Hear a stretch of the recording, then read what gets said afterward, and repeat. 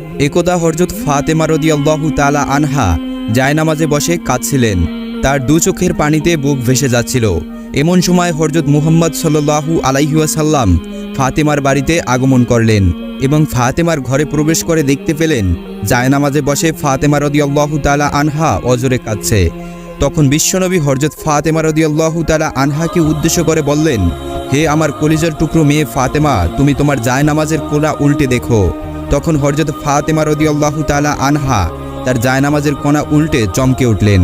তিনি বললেন, এ কি আব্বাজান, এ যে গলিত স্বর্ণের সদর দপ্তর গতিতে বয়ে যাচ্ছে। তখন হযরত মুহাম্মদ সাল্লাল্লাহু আলাইহি ওয়াসাল্লাম বললেন, মা, তোমার প্রয়োজন মতো স্বর্ণ উঠিয়ে রেখো, তা দ্বারা তোমার সংসার পরিচালনা করায় এবং দুনিয়ার আরামায়েশ জাকজমক যা ইচ্ছা তাই করতে পারবে। দুনিয়ার সুখ শান্তি ক্ষণস্থায়ী, পরকালের সুখ শান্তি চিরস্থায়ী। এখন তুমি বুঝে বলো মা, দুনিয়ার সুখ শান্তি চাও নাকি আখিরাতের সুখ শান্তি চাও?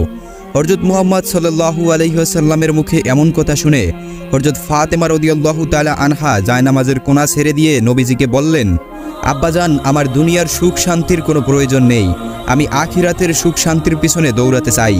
অনুরূপভাবে আরও একদিনের ঘটনা। একদিন ফাতেমা রাদিয়াল্লাহু তাআলা আনহা এমনই দুর্বল হয়ে পড়েছিলেন যে তিনি বিছানা থেকে উঠতে পারছিলেন না। এই ঘটনা হযরত মুহাম্মদ সাল্লাল্লাহু আলাইহি ওয়াসাল্লামের কাছে পৌঁছালো। নবী করিম সাল্লাল্লাহু আলাইহি ওয়াসাল্লাম ফাতেমাকে দেখার জন্য তার বাড়িতে তাশরিফ বাঁধলেন। নবী করিম সাল্লাল্লাহু আলাইহি ওয়াসাল্লাম ফাতেমার দরজায় উপস্থিত হয়ে ফাতেমাকে ডাকতে লাগলেন, কিন্তু ভেতর থেকে কোনো আওয়াজ আসছিল না। বিশ্বনবী আবার ডাকলেন, ভিতর থেকে কোনো আওয়াজ আসছে না। তিনবারের মাথায় বিশ্বনবী ফাতেমাকে উদ্দেশ্য করে আবার ডাকতে লাগলেন। তখন ভিতর থেকে হযরত ফাতেমা রাদিয়াল্লাহু তাআলা আনহা জবাব দিলেন, আপা গো, আমি কেমন করে দরজা খুলব? আমার গায়ে ছোট্ট একটি চাদর, পায়ের দিকে ঘোরালে মাথার দিক খালি হয়ে যায়, মাথার দিক ঘোরালে পায়ের দিক খালি হয়ে যায়। তখন বিশ্বনবী দরজার বাইরে থেকে তার মাথার রুমালটা নিয়ে দরজার ফাঁক দিয়ে ভিতরে দিয়ে ফাতেমাকে বললেন, মা, আমার রুমালটা মাথার দিকে দিয়ে দাও। তখন ফাতেমা রাদিয়াল্লাহু তাআলা আনহা রুমালটা মাথার দিকে দিয়ে দরজা খুললেন। তখন বিশ্বনবী ঘরের ভিতরে ঢুকে দেখতে পেলেন মা ফাতেমার চোখ মুখ মলিন হয়ে আছে। তখন নবীজি ফাতেমাকে বললেন, মা, তোমার কি অসুখ হয়েছে? ফাতেমা রাদিয়াল্লাহু তাআলা আনহা তখন নবীজিকে বললেন, আব্বাজান, কয়েকদিন যাবৎ উপোস থাকতে থাকতে ক্ষুধার জ্বালায় মাথা ব্যথায় দুর্বল হয়ে গিয়েছি। এটা শুনে হযরত ফাতেমা রাদিয়াল্লাহু তাআলা আনহাকে বিশ্বনবী বললেন, আমিও আজ 3 দিন যাবৎ উপবাসী, অথচ আমি আল্লাহর নিকট তোমার চাইতেও অধিক প্রিয়। আমি চাইলে তিনি দুনিয়ার সবার চেয়ে ভালো খাবার আমাকে খাওয়াতেন, কিন্তু আমি দুনিয়ার উপর আখিরাতকে প্রাধান্য দিয়েছি। তখন বিশ্বনবী সাল্লাল্লাহু আলাইহি ওয়াসাল্লাম ফাতেমাকে বললেন, হে মা ফাতেমা, ধৈর্য ধরো, নিশ্চয়ই সুসংবাদ রয়েছে। আল্লাহর শপথ করে বলছি, বেহেশতে তুমি হবে রব্বিকুলিনের সবার সর্দারিনী, বেহেশতের চাবি থাকবে তোমার হাতে। বিশ্বনবীর মুখে এমন কথা শুনে হযরত ফাতেমা রাদিয়াল্লাহু তাআলা আনহা চমকে উঠলেন। তিনি বিশ্বনবীকে বললেন, আব্বাজান, তাহলে বিবি মরিয়ম এবং বিবি আসিয়ার কি হবে? তখন নবী বললেন, মা, বিবি মরিয়ম তার সময়কার সকল মহিলাদের সর্দারিনী এবং বিবি আসিয়া তার সময়কার সকল মহিলাদের সর্দারিনী, আর তুমি হলে এখন থেকে কিয়ামত পর্যন্ত যত মহিলা আছেন সকলের সর্দারিনী হিসাবে তুমি বেহেশতে থাকবে। একদা হযরত ফাতেমা রাদিয়াল্লাহু তাআলা আনহা তার এক ইহুদি বান্ধবীর সাথে একটি বাগানে দাঁড়িয়ে কথা বলছিলেন। এমন সময় কয়েকজন লোক এসে সেই ইহুদি মেয়েটিকে বললেন, আপনার বাবা আপনাকে বাড়ি যেতে বলছে। তখন মেয়েটি সেই লোকগুলোর সাথে তার বাড়িতে চলে যায়। বাড়িতে যাবার পর সেই মেয়েটির বাবা মেয়েটিকে বললেন, মা, তোমার জন্য একটি ছেলে নির্বাচন করেছি। ছেলেটি ইহুদি সম্প্রদায়ের এক শিল্পপতির ছেলে। তুমি কি এই বিয়েতে রাজি আছো? তখন মেয়েটি বলল, বাবা, এই উত্তরটি আমি কালকে দেব, আজকে রাতে আমাকে সময় দিন, আমি একটু ভেবে দেখি। মেয়েটির বাবা মেয়েটিকে সময় দিল। মেয়েটি তার বাবার কাছ থেকে সময় নিয়ে কোনো দিকে না তাকিয়ে এক দৌড়ে হযরত ফাতেমা রাদিয়াল্লাহু তাআলা আনহার কাছে চলে আসেন।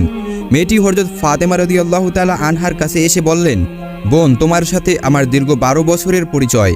এই দীর্ঘ সময় তুমি কখনোই আমাকে ভুল পরামর্শ দেওনি। আশা করছি আজকেও তুমি আমাকে কোনো ভুল পরামর্শ দেবে না। আমার জন্য আমার বাবা একজন ছেলে নির্বাচন করেছে। ছেলেটি হচ্ছে ইহুদি সম্প্রদায়ের এক বিশাল শিল্পপতির ছেলে। সেই ছেলেটির সঙ্গে আমার বাবা বিয়ে দিতে চায়। তুমি বলো এখন কি করব? তখন হযরত ফাতেমা রাদিয়াল্লাহু তাআলা আনহা মেয়েটির এই কথা শুনে বলল, হে বোন, যেহেতু তোমার বাবা ছেলেটির সঙ্গে তোমার বিয়ে ঠিক করেছে এবং তোমার বাবা চাইছে এই ছেলেটির সঙ্গে তোমার বিয়ে দিতে, সেহেতু তুমি বিয়েতে রাজি হয়ে যাও। তখন মেয়েটি ফাতেমা রাদিয়াল্লাহু তাআলা আনহাকে বললেন, হে বোন, আমি বিয়েতে রাজি হতে পারি, কিন্তু একটা শর্ত আছে। শর্ত হলো যদি তুমি আমার বিয়েতে উপস্থিত থাকো তবেই আমি বিয়ে করব। তুমি তো জানো আমি তোমাকে কতটা ভালোবাসি। তখন হযরত ফাতেমা রাদিয়াল্লাহু তাআলা আনহা মেয়েটিকে বললেন, তোমরা ইহুদি, আমরা মুসলমান, আর তুমি তো জানোই ইহুদিরা মুসলমানদেরকে একদম সহ্য করতে পারে না। আর আমি যদি তোমাদের বিয়েতে যাই তাহলে আমার বাবা হযরত মুহাম্মদ সাল্লাল্লাহু আলাইহি ওয়াসাল্লামকে মুসলমান সম্প্রদায়ের কাছে প্রশ্নমুখী হতে হবে এবং আমার বাবাকে নিয়ে হাসি ঠাট্টা করবে। এছাড়াও তোমাকে ইহুদি সম্প্রদায়ের কাছে প্রশ্নের সম্মুখীন হতে হবে এবং তারাও তোমাকে নিয়ে হাসি ঠাট্টা করবে। তাই আমি তোমার বিয়েতে উপস্থিত হতে চাই না। তখন মেয়েটি হযরত ফাতেমা রাদিয়াল্লাহু তাআলা আনহাকে বলল, শোনো, তুমি যদি আমার বিয়েতে উপস্থিত না থাকো তাহলে আমি কথা দিলাম কিয়ামত হয়ে গেলেও আমি এই ছেলেটিকে বিয়ে করব না। মেয়েটির এমন কথা শুনে এক পর্যায়ে নিরুপায় হয়ে ফাতেমা রাদিয়াল্লাহু তাআলা আনহা সে মেয়েটিকে বললেন, ঠিক আছে বোন, আমি তোমার বিয়েতে যাব, তুমি এই কথা তোমার বাবাকে জানিয়ে দাও। তখন মেয়েটি ফাতেমা রাদিয়াল্লাহু তাআলা আনহার কথা শুনে এক দৌড়ে বাবার কাছে এসে বললেন, বাবা, আমি বিয়েতে রাজি আছি, তবে একটা শর্ত আছে। শর্তটা হলো আমার বিয়েতে মুহাম্মাদের মেয়ে ফাতেমা আমার কাছেই থাকবে। তখন মেয়েটির বাবা বলল, মুহাম্মাদের মেয়ে যদি আমাদের বাড়িতে আসে তাহলে সে আমাদের এই স্ট্যাটাসের সাথে মিলবে না, কারণ সে হচ্ছে গরিব, তার বাবাও গরিব, তারা ঠিকমতো দুবেলা খেতে পারে না, দেহে ভালো জামা কাপড় নেই, তাহলে তারা কি করে আসবেন তোমার বিয়েতে? যারা আসবে তারা সবাই অনেক ধনী শিল্পপতির ছেলে মেয়ে, তাই মুহাম্মাদের মেয়ে ফাতেমাকে দাওয়াত দেওয়া যাবে না। তখন মেয়েটি তার বাবাকে বলল, বাবা, ফাতেমাকে যদি বিয়েতে আসতে বাধা দাও তাহলে আমি জীবনেও বিয়ে করব না। এক পর্যায়ে তার বাবা নিরুপায় হয়ে রাজি হলো এবং মেয়েকে বলল, আমি তোমাকে অনুমতি দিতে পারি, তবে একটা শর্ত আছে। শর্তটা হলো যদি মুহাম্মাদের মেয়ে ফাতেমা আমাদের বাড়িতে আসতে চায় তাহলে তাকে সুন্দর জামাকাপড় পরে আসতে হবে। যদি পুরাতন জামাকাপড় পরে চলে আসে তাহলে আমার বাড়িতে ঢুকতে পারবে না। তখন সেই মেয়েটি বাবার কথা শুনে মেয়েটি আবার দৌড়ে ফাতেমা রাদিয়াল্লাহু তাআলা আনহার কাছে গিয়ে কেঁদে কেঁদে বলল, তুমি আমার বিয়েতে যাও, আমার বাবা চায় না, তবে আমার বাবা একটা শর্তে রাজি হয়েছেন। শর্তটি হলো আমার বিয়েতে তুমি যদি যাও তাহলে অবশ্যই নতুন জামাকাপড় পরে তোমাকে আসতে হবে। এখন তুমি বলো তুমি আমার বিয়েতে যাবে কিনা? এই কথা শুনে তাকে হযরত ফাতেমা রাদিয়াল্লাহু তাআলা আনহা কেঁদে কেঁদে বললেন, বোন, আমার জীবনে এমন কোনো দিন কেটে গেছে আমি আমার জীবনের নতুন জামাকাপড় চোখেই দেখিনি। দিনের পর দিন চলে যায়, যার ঘরের চুলার আগুন ধরে না, দিনের পর দিন চলে যায়, আমরা না খেয়ে থাকি, সেখানে নতুন জামা কি করে পাবো বলো? তখন মেয়েটি হযরত ফাতেমা রাদিয়াল্লাহু তাআলা আনহাকে বলল, বোন, তুমি যদি তোমার নিজের জবান দিয়ে একবার বলো যে আমি নতুন জামাকাপড় পরে তোমার বিয়েতে যাব, তাহলে আমার বিশ্বাস তোমার সৃষ্টিকর্তা মহান আল্লাহ রব্বুল আলামিন তোমার জামা কাপড়ের ব্যবস্থা করে দেবেন, কারণ আমি জানি তোমার সাথে তোমার রবের অনেক ভালো সম্পর্ক। ফাতেমা রাদিয়াল্লাহু তাআলা আনহা এক সময় আবেগী হয়ে বললেন, ইনশাআল্লাহ আমি তোমার বিয়েতে যাব এবং পৃথিবীর সবচেয়ে দামি জামা কাপড় পরিধান করে যাব ইনশাআল্লাহ। তখন সেই মেয়েটি দৌড়ে তার বাবার কাছে গিয়ে তার বাবাকে বলল, বাবা, ফাতেমা আমার বিয়েতে আসবেন এবং সবার চেয়ে দামি জামা কাপড় পরে আসবেন। তারপর বিয়ের দিন তারিখ ঠিক হলো।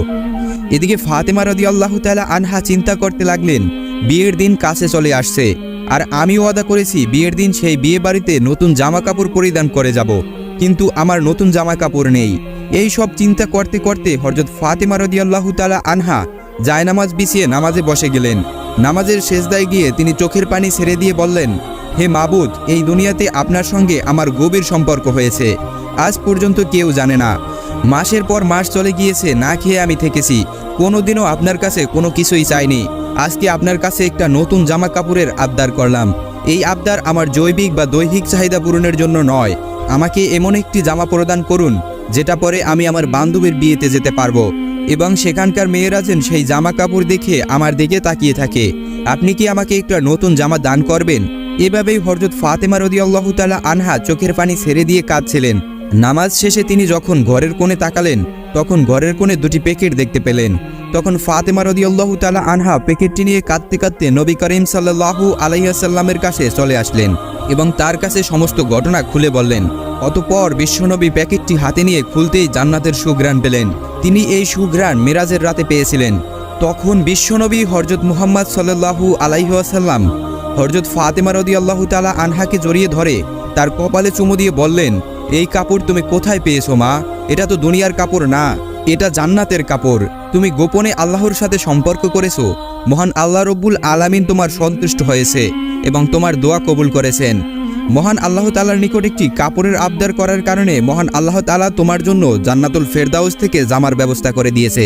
তারপর বিশ্বনবী হযরত মুহাম্মদ সাল্লাল্লাহু আলাইহি সাল্লাম বললেন, তুমি এই জামা পরে তোমার ইহুদি বান্ধবীর বিয়েতে যেতে পারো, তবে অবশ্যই পর্দার সাথে যেতে হবে। জবাবে হযরত ফাতেমা রাদিয়াল্লাহু তাআলা আনহা বললেন, আব্বাজান, আমি নিশ্চয়ই পর্দার সহিত আমার বান্ধবীর বিয়েতে যাব।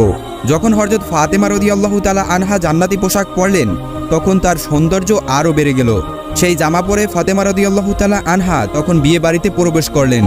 সেই জামা কাপড় পরে ফাতেমা রাদিয়াল্লাহু তাআলা আনহা যখন বিয়ে বাড়িতে প্রবেশ করলেন, তখন যেন সবকিছু আলোকিত হয়ে গেল। মহিলারা নববধূর দিক থেকে মুখ ফিরিয়ে হযরত ফাতেমা রাদিয়াল্লাহু তাআলা আনহার দিকে তাকিয়ে রইল। সবাই বলতে লাগলো যে, ফাতেমা, তুমি তো এত গরিব, তাহলে তুমি এত দামি পোশাক কোথায় পেলে? আমরা তো এমন জামা জীবনেও চোখে দেখিনি। হযরত ফাতেমা রাদিয়াল্লাহু তাআলা আনহা বললেন, আমি এটা বাজার থেকে কিনে এনেছি। তখন মহিলারা বললেন, এটা কোন বাজারের কোন দোকান থেকে কিনেছো? ফাতেমা রাদিয়াল্লাহু তাআলা আনহা বলেন, তোমরা সেই বাজার চিনবে না, সেই দোকানও চিনবে না, এমনকি যে রাস্তা দিয়ে আমি সেই বাজারে গিয়েছি সেই রাস্তাও তোমরা চিনবে না। তখন সেই মহিলারা বলল, আমরা চিনব, তুমি শুধু একবার ঠিকানা বলো। তোমার ঠিকানা বলতে দেরি, কিন্তু আমাদের সেই বাজার চিনতে দেরি হবে না। তখন ফাতেমা রাদিয়াল্লাহু তাআলা আনহা তাদেরকে বলল, আমি যে বাজারের দোকান থেকে জামা কিনেছি সেই দোকানে কোনো সাধারণ রাস্তা দিয়ে যাওয়া যায় না। ওই দোকানে যেতে হলে একটা বিশেষ রাস্তা দিয়ে যেতে হয়, আর সেই রাস্তার নাম সিরাতুল মুস্তাকিম, যে রাস্তার জন্য আমার বাবা হযরত মুহাম্মদ সাল্লাল্লাহু আলাইহি ওয়াসাল্লাম সবসময় দিনের দাওয়াত দিয়ে থাকেন, যে রাস্তার জন্য আমার বাবা তায়েফের জমিনে 3 বার রক্তাক্ত হয়েছেন, সেই রাস্তার নাম হলো সিরাতুল মুস্তাকিম। সেই রাস্তা দিয়ে যদি তোমরা যাও তাহলে যেতে যেতে একটি বাজার পাবে, আর সেই বাজারের নাম হলো জান্নাত। আর সেই বাজারের এক দোকান আছে, সেই দোকানের নাম হলো জান্নাতুল ফেরদাউস। সেই দোকানের মালিকই আমাকে এই জামাটি দিয়েছে। মহিলারা এই জামা পাওয়ার জন্য এতটাই বেকুল হয়ে উঠল যে তাদের মধ্যে একজন বলল, ফাতেমা, আমরা যেতে চাই সেই দোকানের মালিকের কাছে, তুমি আমাদেরকে সেখানে নিয়ে চলো। জবাবে ফাতেমা রাদিয়াল্লাহু তাআলা আনহা বলল, সেই দোকানের মালিকের কাছে যেতে হলে তোমাদেরকে একটি বাক্য পাঠ করতে হবে। তোমরা কি পারবে সেই বাক্যটি পাঠ করতে? মহিলারা সবাই একসাথে বলে উঠল, হ্যাঁ, আমরা পারবো। কি সেই বাক্য? তখন হযরত ফাতেমা রাদিয়াল্লাহু তাআলা আনহা তাদেরকে বলল, সেই বাক্যটি হলো, লা ইলাহা ইল্লাল্লাহু মুহাম্মাদুর রাসূলুল্লাহ সাল্লাল্লাহু আলাইহি ওয়াসাল্লাম। অতঃপর এখানকার সমস্ত মহিলারা কালেমা পড়ে মুসলমান হয়ে গেল। সুবহানাল্লাহ, সুবহানাল্লাহ।